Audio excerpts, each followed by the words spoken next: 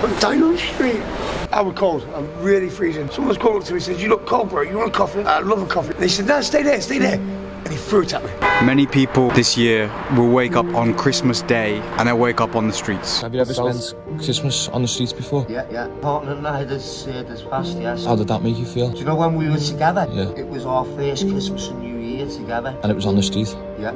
A national disgrace. More than 350,000 people are going to be homeless in England this Christmas. How bad is that? What kind of society? What have we built here? I got booted in the face last night. It's a homeless life. That's what you have to deal with. Laura and her 4 children have called this bungalow in Bournemouth home for nearly a decade. But they'll spend this Christmas with the prospect of homelessness hanging over their heads. Their landlord wants to sell the property. Potentially, we're going to be homeless in the middle of winter. To God, night comes quick.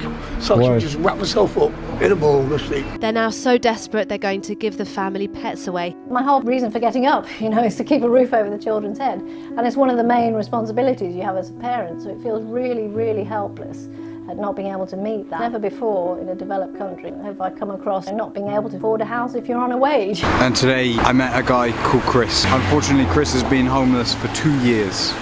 So he'll almost certainly be homeless on Christmas Day. My name's Chris. Chris, you told me about a coffee situation that happened. I was cold. I'm really freezing. Someone's called up to me and said, "You look cold, bro. You want a coffee?" I love a coffee, mate. And I said, I went to get out of my bed to get the coffee. And he said, "No, stay there, stay there." And he threw it at me. He threw the coffee at me. He said, "There you go, bro, there's your coffee." And he ran off. But as he ran off, he tripped over, broke his own foot. As he did it, like karma. Wow. Now, bear in mind, he's got coffee all over me now, and I'm very angry. So I'm running after him saying, "Yo, bro, what's that?" He tripped over. That's it, thank you. I wasn't chasing after him for any other reason than the fact he threw a coffee at me. What's horrible about that is he pretended like he's going to do something nice Bro, for he you. made out like he's got me a drink, threw it at me. Like I was a piece of shit, without going too complex. Yeah. What's your name? Well, Andy. Andy. Yeah, mate. Andy, I'll tell you what, mate, on a serious note, listen, every morning I wake up and I hope to God, night comes quick, so I can just wrap myself up in a ball and go sleep. This is quite an open doorway. I got booted in the face last night. This is the doorway where I sleep, yeah? I lay there, my guys come up to me and go, boom, straight in the face. Still got fucking marks on my face now. And were you asleep when that happened? Oh yeah, he woke me up with it. He woke me up with a boot. So. Yeah. But it's a homeless life. That's what you have to deal with. Yeah. Listen, people come up to you like they're your friend, but then they'll walk off going, "Ha ha ha, junkie. Bro, listen, if I wanted drugs, I'd go and have them. Yeah. You know what I mean? I wouldn't be sat here. I'm sat here now because I've got nowhere else to go. So you don't do drugs, but people probably think that you do. No.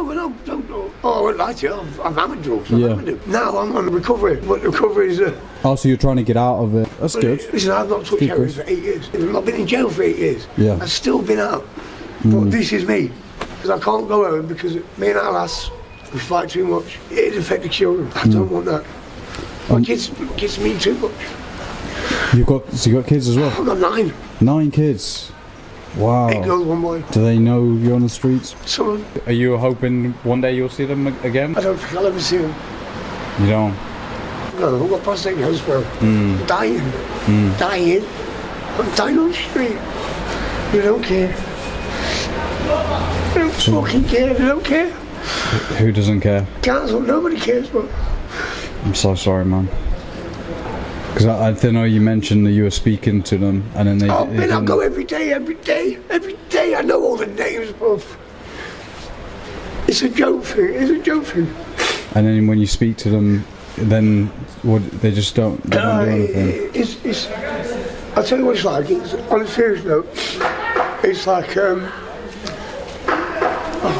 I don't know. It's like I'm invisible. It's like a Harry Potter coat on. I walk in, no one can see me. Until they realise you're homeless and then you go, well, get out. Do you know what I mean? They don't recognise you until it's too late. Does that make sense? Bro, I've been screaming for 2 years. 2 years. 2 years on the 2 streets. 2 years I've been like this. 2 years. A year in this town, a year in another town. Yeah. I come to this town because I thought, obviously the situation with my child, I had to get out of there. If I was still in the town, I'm going home every day. Back home, back arguing, but I'd still be home. You know what I mean? You'd be off the street, you'd be safer. But again, I can't affect my children like. Why would you do that to you? No, I wouldn't. I had it done to me, so I took myself out of that. Now, I don't know. This is where I'm at. Yeah. Peace. No, mate. At Christmas, there's a dichotomy. Many people are extremely happy, surrounded by their friends, their family, but for other people, it's a time that's extremely cold, extremely lonely, and brutal.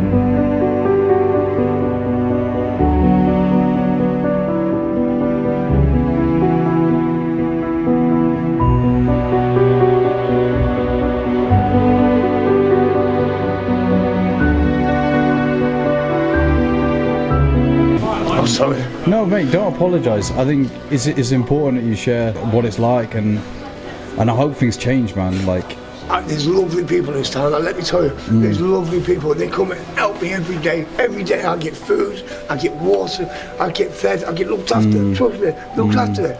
But you get the dickheads, bro.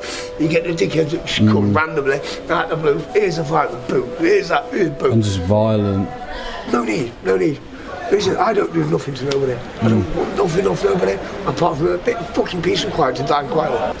Done. How often does the violence, that kind of thing, happen? Oh, Is it every fucking day, every day. Yeah. If you check CCTV, 2 guys got knocked out in front of me yesterday while I was sat here. Just sat here yesterday. Yeah. One guy jumped up, banged another guy. That's homeless life. It's messy. It's messy. You know, people think, oh, a homeless guy sat there, he's just waiting for beer, blah, blah, blah. Trust me, there's not just waiting for beer. He's sat there probably thinking, what the fuck am I doing? Where am I going? What? I've got nowhere to go. That's why he sat there drinking beer, trust me.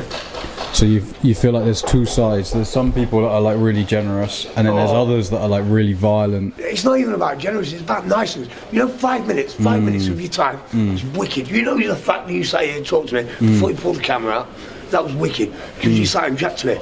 I didn't give a fuck about anything else. You know, you sat and chatted to me. You spoke to me like a human being, bro. I am a human. Yeah. They don't treat me like that, bro. No one pass me like a can of beer, that's it. Or you're a waste man.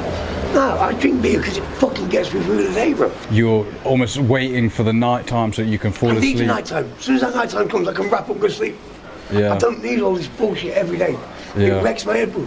So if you could get off the streets, if the council gave you a place, you'd be mate, really I'd be in glad a to be. fucking shed. You give me a fucking shed.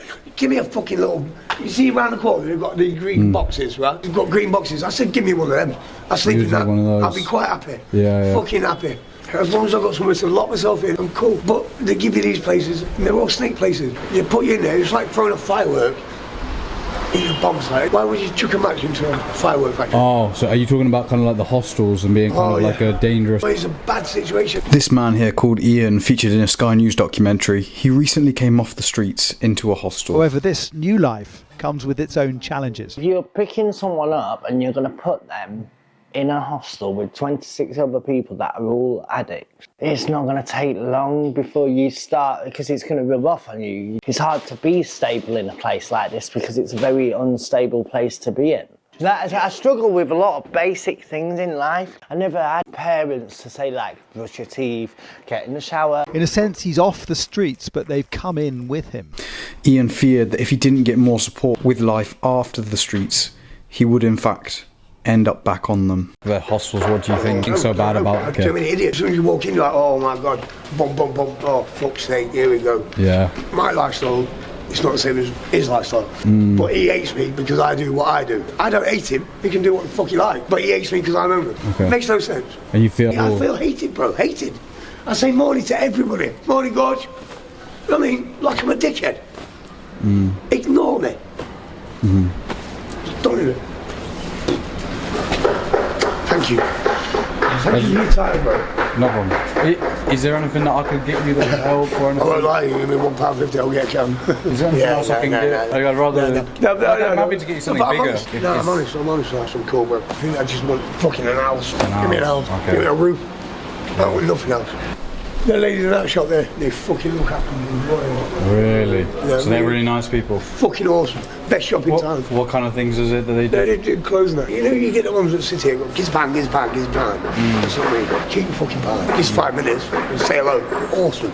Wicked. You step like you know it. I hope more people will start to realise that like just spending some time just to have a chat That's it. with people like yourself, it goes a long way. It does. It means a lot to me. It does. Because you fucking, like I said, it does mean like, she talks to me all the time.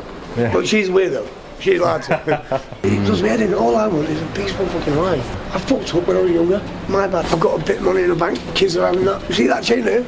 I could have sold that 4 times. I'm a fucking smackhead, man. I could have sold that 4 times. I haven't done. It's my son's. He's having that. When I die, it's his. My kids mean more. I'm homeless, that's all. But I'm not a fucking idiot. I'm just homeless. I really hope it works out, man. I'm sure at some point they have to help, man. Do you know what? Thank you for your time, boy.